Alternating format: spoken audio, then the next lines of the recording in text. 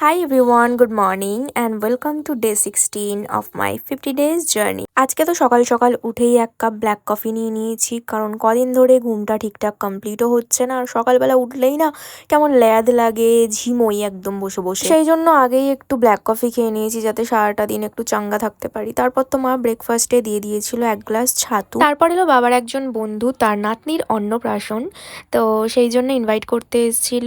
আর সেদিনের ব্লগ তো বানাবোই, তোমরা চাইলে আমাকে ফেসবুকে ফলো করতে পারো আর আমার ইউটিউব চ্যানেলও সাবস্ক্রাইব করে দিতে পারো। তারপর লাঞ্চটা সেরে নিলাম, আর শনিবারের জন্য লাঞ্চটা ছিল ঠিক এইরকম।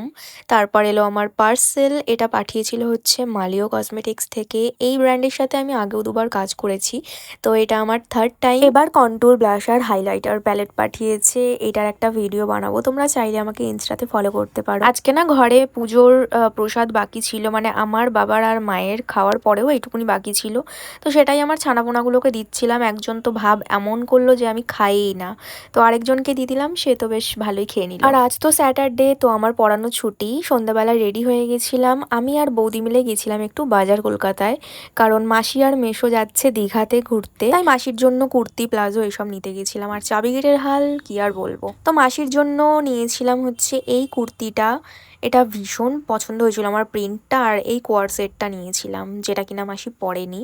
আমি নিজের জন্য কিছু দেখছিলাম, বাট ভাবলাম যে না থাক, ফালতু বেকার টাকা খরচ করে কি আর হবে। সেখান থেকে বেরিয়ে এসেছিলাম মোড় বাজারে, আমার কিষানের চটপটা হাঁড়ি চাটনি নেওয়ার ছিল, সেটা পাইনি, তাই এইটাই নিলাম। এটার টেস্টটা অনেস্টলি একটুও ভালো না। আমি যখন বাড়িতে বিরিয়ানি বানাই তখন বিরিয়ানির সাথে এই চাটনিটা খুব খাই, তাই আর কি। মাসি বাড়ি এলাম, মাসি বাড়িতে মাও ছিল। তারপর বাড়িতে এসে ডিনার বানালাম, ডিনারে ছিল মাশরুম স্যুপ আর মাল্টিগ্রেন স্প্রেড।